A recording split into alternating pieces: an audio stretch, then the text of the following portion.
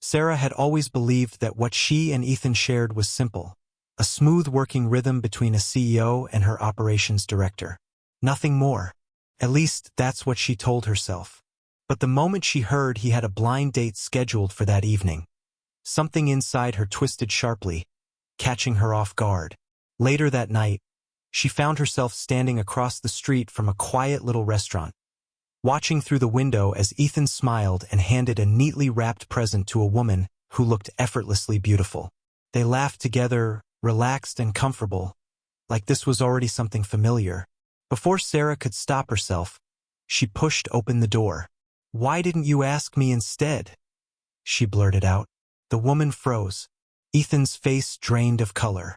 And in that instant, Sarah realized she might have just shattered the one thing she'd spent years protecting. Control. 3 years. That's how long Sarah and Ethan had worked side by side. In all that time, she'd carefully avoided examining what he truly meant to her. He was dependable, steady.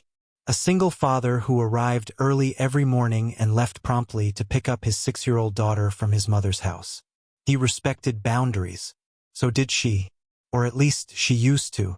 Lately, something had been changing in quiet, uncomfortable ways.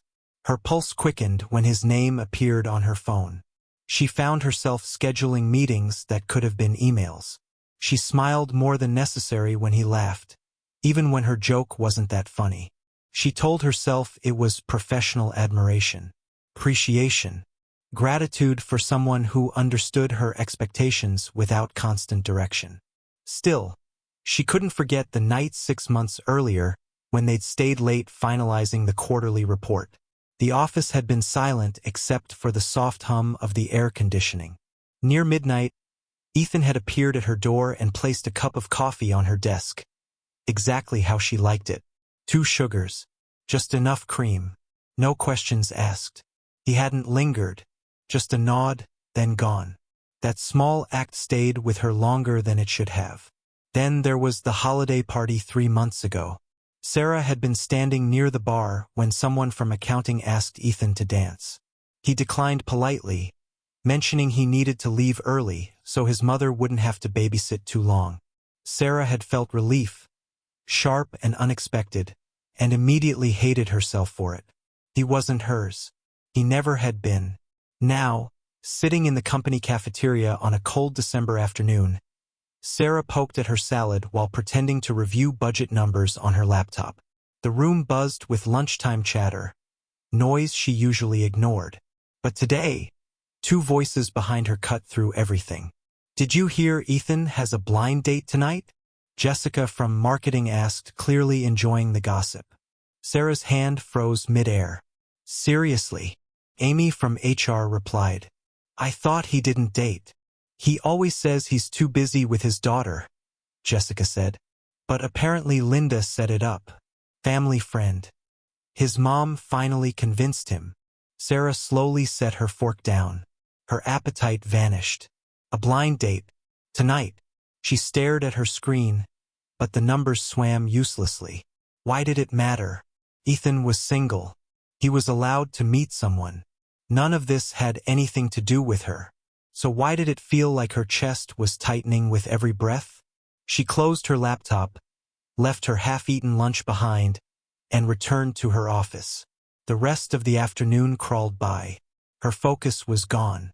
More than once, she glanced through the glass wall toward Ethan's desk across the hall. He was on a call, leaning back in his chair, calm and collected as always. If he felt nervous or excited about his date, it didn't show. He looked exactly the same as he did every other day. At 5:30, Sarah made a choice she knew made no sense. She picked up her phone and sent a message. "Can you come to my office? Need to review the Q4 report." The reply came almost immediately. "On my way." She told herself it was normal. She was his boss. This was work. Nothing more. A few minutes later, Ethan stood in her doorway, tablet in hand, expression professional and steady. "You wanted to see me?" he asked as he stepped inside and closed the door. Sarah gestured to the chair across from her desk. "Yes, I wanted to make sure we're aligned on the final projections before we present them to the board next week. He sat down, setting the tablet on his lap, but she noticed the way his eyes flicked to the clock on the wall. It was 5:37. He never checked the time during meetings. Is everything okay? Sarah asked, keeping her tone light. Ethan looked back at her and nodded. Yeah, of course. Just, I have something tonight. I might need to leave by 6 o'clock if that's okay. Something tonight? Sarah felt her jaw tighten, but she forced a smile. Oh sure. No problem. This won't take long. Except it did.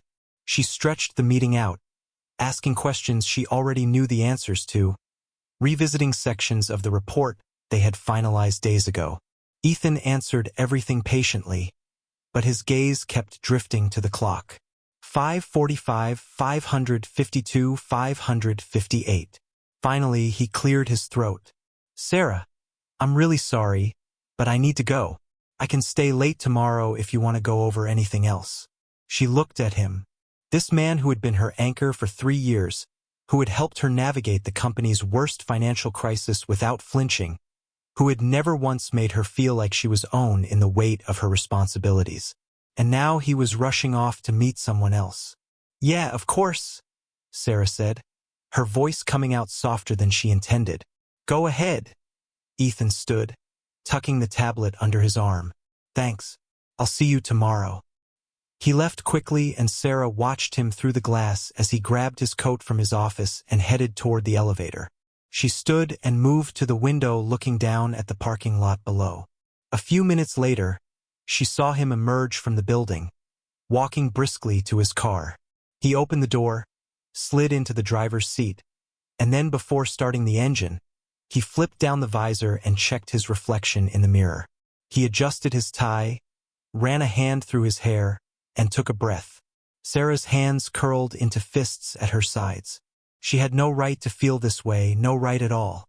But watching him prepare himself for another woman felt like a knife twisting in her chest. Before she could talk herself out of it, she grabbed her purse and coat and headed for the elevator. The drive was surreal. Sarah stayed 2 cars behind Ethan's sedan, her heart pounding in a way that had nothing to do with traffic. She did not know what she was doing. She did not know what she would do when she got wherever he was going. All she knew was that she could not sit in her office and pretend this was not happening. She could not let him walk into someone else's life without at least knowing who that person was. Ethan pulled into the parking lot of a small Italian restaurant on the edge of downtown, the kind of place with string lights in the windows and a handwritten menu on a chalkboard outside. Sarah parked across the street and killed the engine. Through the restaurant's large front window, she could see him already in some sitting at a table near the back. And across from him was a woman. She was young, maybe late 20s, with dark hair pulled into a sleek ponytail and a red dress that fit her perfectly. She was smiling, leaning forward slightly as she spoke, her hands animated. Ethan smiled back, and then he reached into the bag beside his chair and pulled out a small wrapped box. He slid it across the table. The woman's face lit up. She took the box, unwrapped it carefully, and then pulled out a scarf, soft and cream-colored, clearly expensive. She stood, walked around the table, and threw her arms around Ethan's shoulders in a hug. He laughed, patting her back. Sarah felt like she was watching the scene through water. Everything was distorted, too bright, and too slow at the same time. Her chest ached. Her throat burned. She gripped the steering wheel so hard her knuckles turned white. This was it. This was the woman he chose. Someone younger, warmer, easier to love than a workaholic CEO who had never once let her guard down around him. She should leave. She should start the car and drive home and pretend she had never followed him here. She should let him have this. But her hand was already on the door handle, and before she could think it through, she was stepping out onto the sidewalk. The cold December air bit at her skin, but she barely felt it. She crossed the street, pushed open the restaurant door, and walked inside. The warmth of the restaurant hit her first, along with the smell of garlic and fresh bread. A hostess looked up, startled, but Sarah did not stop. She walked straight toward the back, her heels clicking against the tile floor. Ethan looked up and his expression froze. The woman turned in her seat, confusion flickering across her face. Sarah stopped at the edge of their table. Her heart was racing so fast she thought she might pass out, but her voice came out steady. "Why didn't you ask me out instead?" The words hung in the air. Ethan's mouth opened, but no sound came out. The woman blinked, her smile fading into bewilderment. Sarah felt the eyes of the entire restaurant on her, but she could not stop now. She turned to the woman, forcing herself to stay calm. "I'm sorry," Sarah said, and she meant it. "I know this is incredibly rude, and I have no right to be here, but I need to say this. I like him. I've liked him for a long time, and I can't just sit back and watch him go on a date with someone else without telling him." She looked back at Ethan and her voice cracked slightly. "I know I'm your boss. I know this is inappropriate, but I can't accept the fact that you're here with someone else when you never once asked me. Not even once." The silence that followed was suffocating. And then, to Sarah's absolute horror, the woman started to laugh. Not a cruel laugh, but a genuine surprised laugh. Ethan covered his face with one hand, his shoulders shaking. And Sarah realized he was laughing, too. Her face burned. She had just humiliated herself in front of a room full of strangers, and they were laughing at her. "I should go," Sarah whispered, her voice barely audible. She turned to leave, but Ethan was already on his feet. "Sarah, wait." His hand caught her wrist gently. "Please sit down." She shook her head, unable to look at him. "I made a mistake. I shouldn't have come here." The woman stood too, still smiling, and extended her hand towards Sarah. "Hi, I'm Rebecca, Ethan's sister." Sarah's world tilted. "Sister." Rebecca nodded, her eyes kind. "Yeah, I just got back from 4 years in France. This is the first time I've seen my brother in person since I left. The scarf was my Christmas gift from Paris."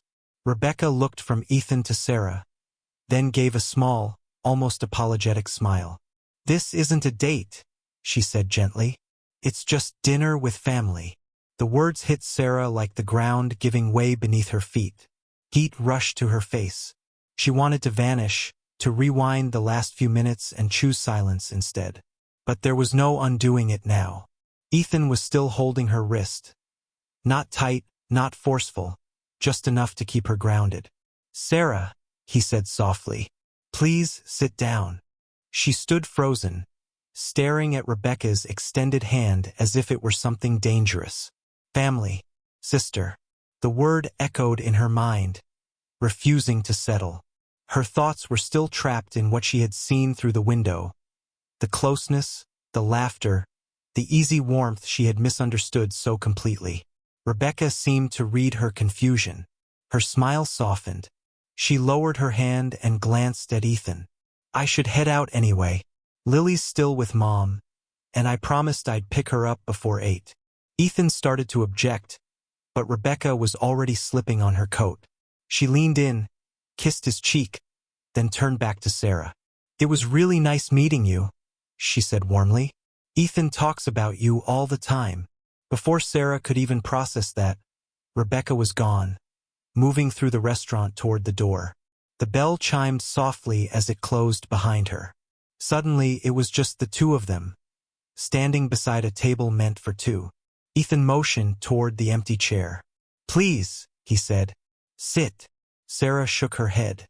"I should leave," she whispered. This was a mistake. But Ethan hadn't let go of her wrist. He wasn't stopping her, just holding on. "Please don't go like this," he said. Something in his voice made her pause. It wasn't calm or controlled. It was exposed.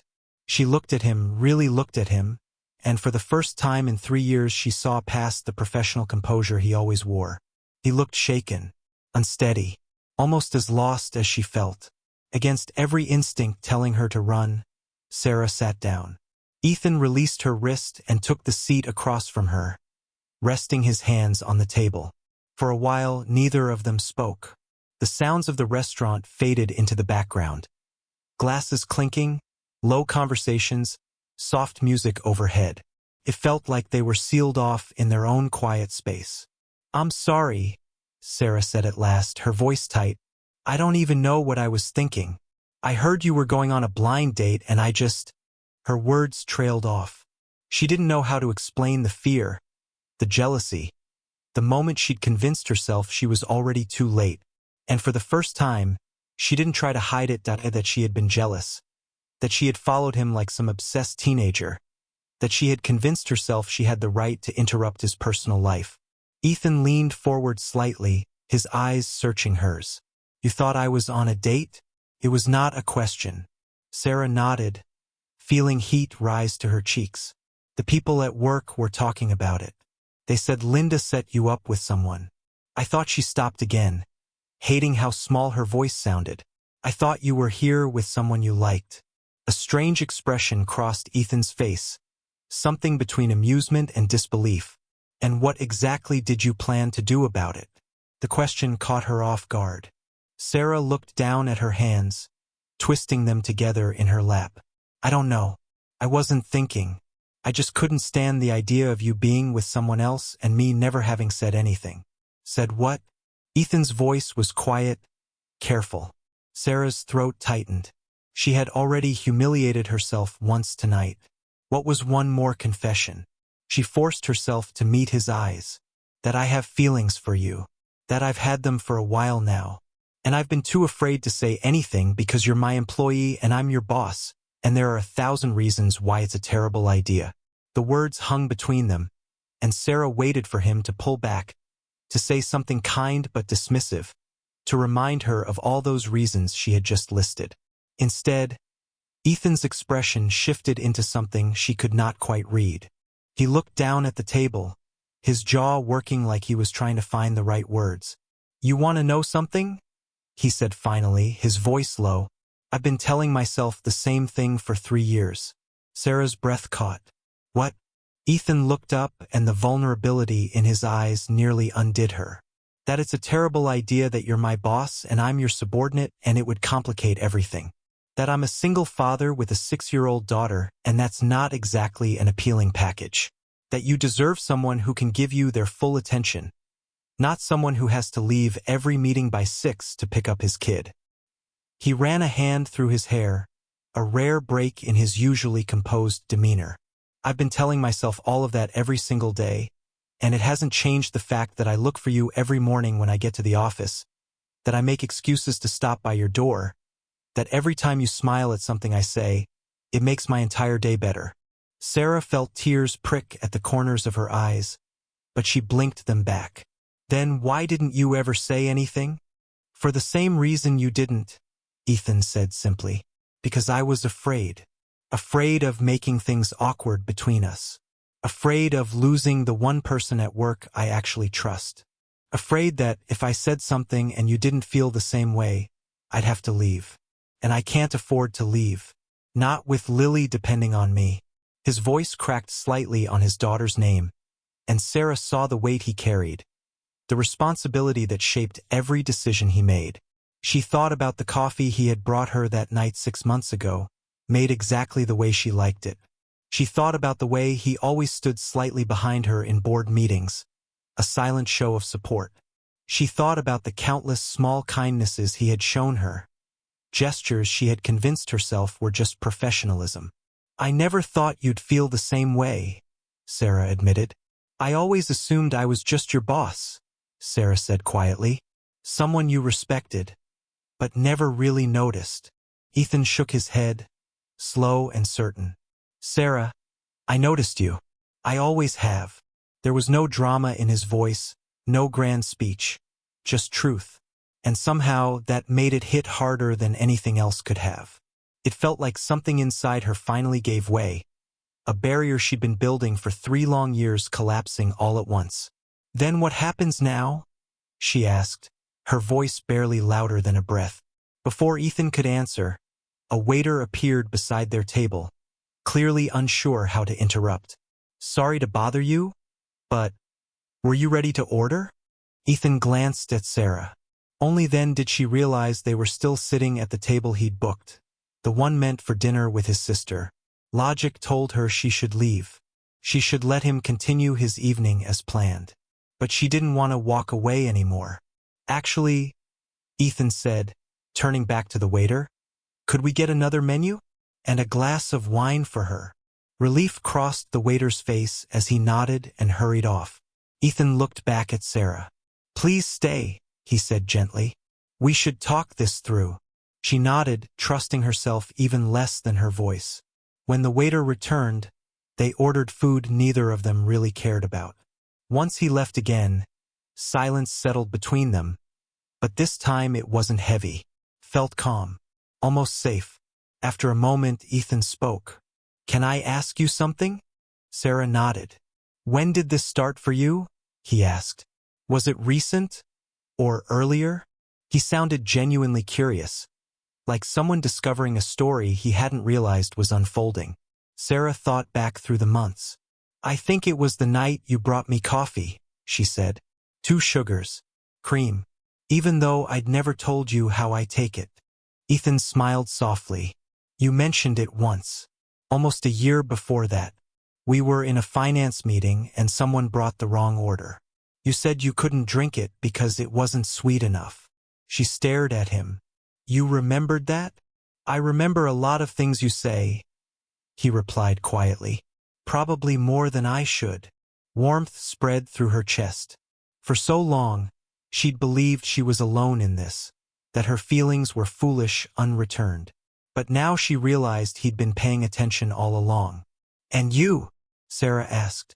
When did you stop seeing me as just your boss? Ethan thought for a moment, then smiled. Honestly, he said, the day you hired me. I came in for the interview and I was a mess. I just finalized my divorce. I had a 4-year-old daughter I was trying to figure out how to raise alone, and I was barely holding it together. Every other company I interviewed at looked at me like I was a liability. But you, he stopped, his gaze steady on hers. You asked me if I needed the company to provide any support for childcare. You asked if flexible hours would help. You saw me as a person, not just a resume. Sarah remembered that interview. She had seen something in Ethan that day, a quiet strength beneath the exhaustion. She had wanted to help him, not out of pity, but because she recognized someone who was trying their best against impossible odds. I just did what any decent employer should do, she said softly. Maybe Ethan agreed, but it meant something to me. And over the years, every time you showed that same kindness, that same understanding, it got harder to keep my feelings professional. He looked down at his hands. I kept telling myself it was just gratitude, that I was confusing respect with something else.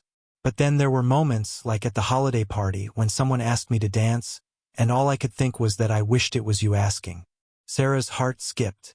She remembered that night, remembered the relief she had felt when he turned the woman down. She had not let herself examine why she felt that way. I was relieved when you said no, she confessed. I told myself it was because I didn't want you distracted from work, but that wasn't it at all. Ethan met her eyes, and something passed between them, an understanding that needed no words.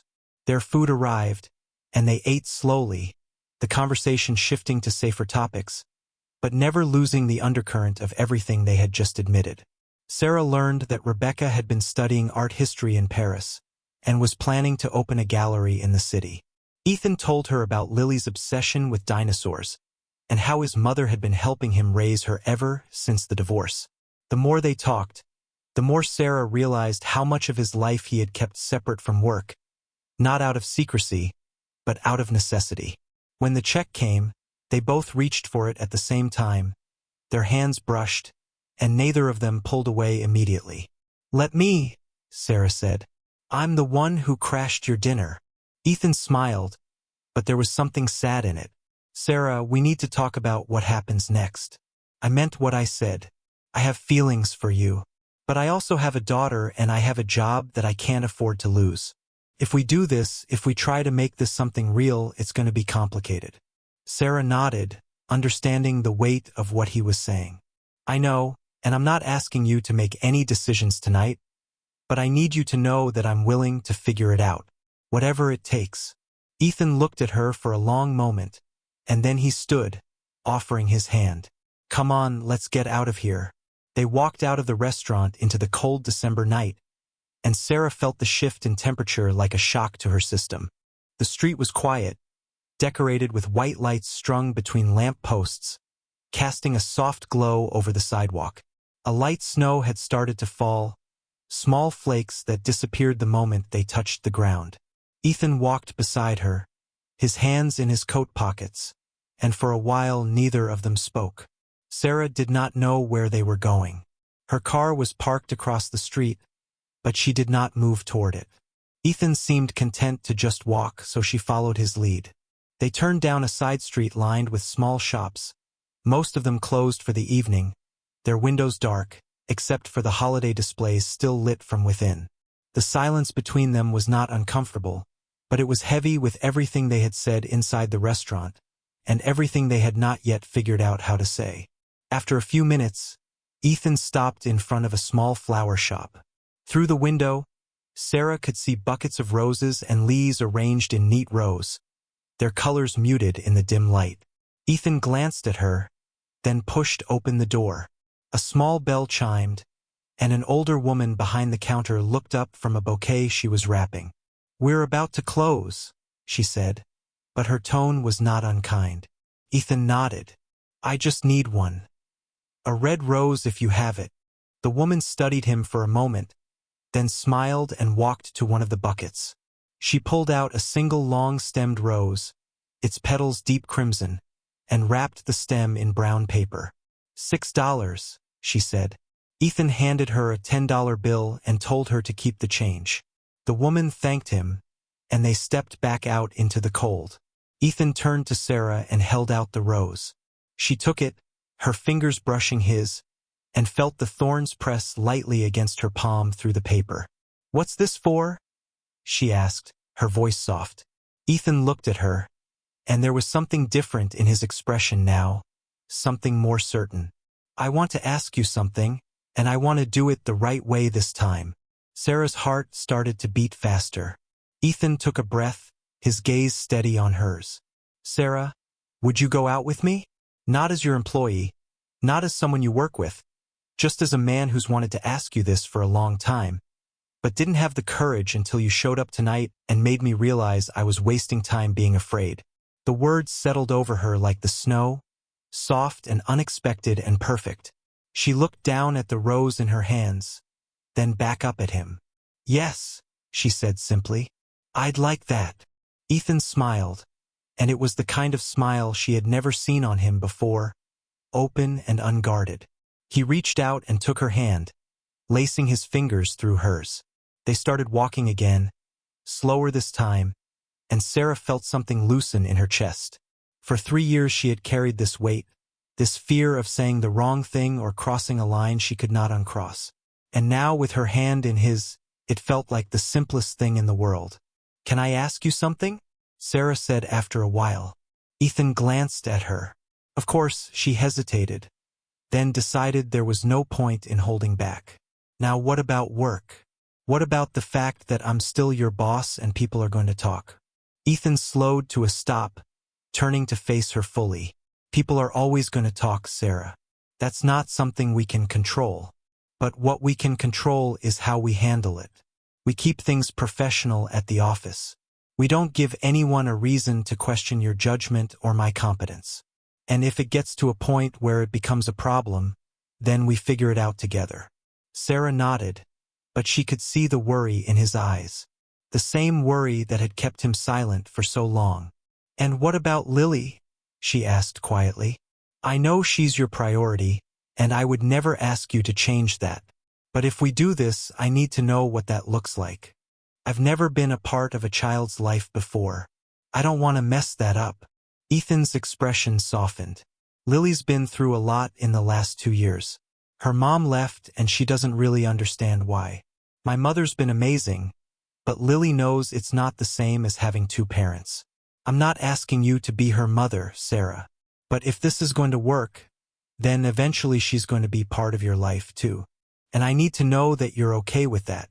Sarah thought about the little girl she had never met, the one Ethan picked up every evening, the one whose drawings he kept pinned to the corkboard in his office.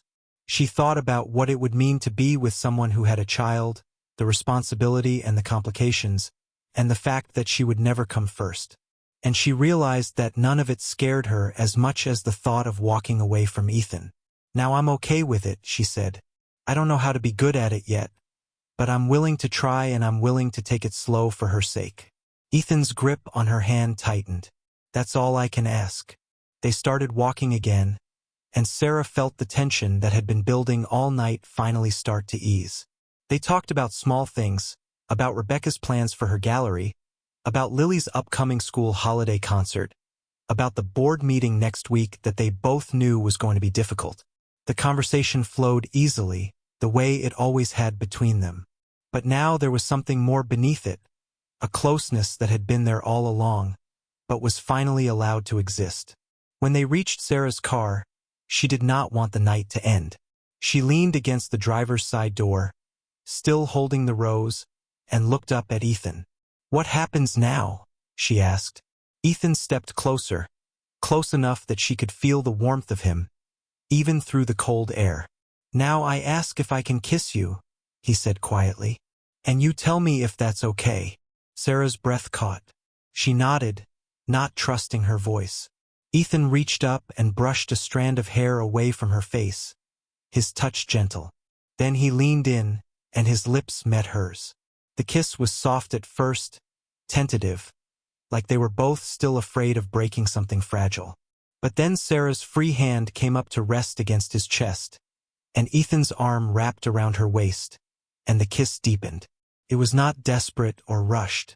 It was the kind of kiss that had been waiting 3 years to happen. And now that it finally was, there was no need to hurry. When they pulled apart, Sarah rested her forehead against his, her eyes closed. "I can't believe I followed you here tonight," she whispered. Ethan laughed softly, his breath warm against her skin. "I can't believe it took you this long." She opened her eyes and saw him smiling at her, and she smiled back. "So what now? Do we just go back to work on Monday and pretend this didn't happen?" Ethan shook his head. "No, we go back to work, and we figure out how to do this, right? We tell HR. We make sure everything is above board, and then we see where this goes." Sarah nodded, feeling a strange mix of nervousness and relief. "Okay, we do it right." They stood there for another moment, neither of them ready to let go until finally Ethan stepped back. "You should get home. It's late." Sarah unlocked her car but did not get in yet. "Ethan?" He looked at her, his expression open and honest in a way she had never seen before tonight. "Thank you," she said, "for not making me feel stupid for showing up tonight." Ethan smiled. "You weren't stupid. You were brave, and I'm glad you did." Sarah got into her car and Ethan closed the door for her. She started the engine and rolled down the window. "I'll see you Monday," she asked. "You will," Ethan said. He reached through the window and squeezed her hand once, then stepped back. Sarah drove away, watching him in the rear-view mirror until he disappeared from view. The following Monday morning, Sarah arrived at the office early. She had spent the weekend thinking about what Ethan had said about doing things the right way. Before anyone else arrived, she called Linda from HR and asked her to come to her office. Linda arrived 15 minutes later looking curious. "Is everything okay?" she asked as she sat down. Sarah took a breath. "I need to disclose something. Ethan and I have started seeing each other. I know there are policies about relationships between supervisors and their direct reports, and I want to make sure we handle this correctly." Linda's eyes widened slightly, but she recovered quickly. "Okay. Well, the company does have a policy. You'll need to fill out a disclosure form, and we'll need to put some boundaries in place to avoid any conflicts of interest. Depending on the situation, we might need to reassign one of you to a different department or adjust the reporting structure." Sarah nodded. She had expected as much. "I understand. I want to do whatever is necessary to make sure this doesn't compromise either of our positions." Linda made some notes on her tablet. "I'll draw up the paperwork and send it to you by this afternoon. In the meantime, I'd recommend keeping things as professional as possible at the office. No public displays of affection, no favoritism, and make sure any decisions involving Ethan go through me or another member of the executive team for approval." Sarah agreed and Linda left. An hour later, Ethan arrived. He stopped by Sarah's office, knocking lightly on the open door. "Morning," he said, his tone carefully neutral. "Morning," Sarah replied, but she could not help the small smile that tugged at her lips. Ethan stepped inside and closed the door. "Did you talk to HR?" Sarah nodded. "Linda's sending over the disclosure paperwork this afternoon." She added that they might also need to rethink how certain responsibilities were reported going forward. Ethan leaned casually against the corner of her desk, nodding.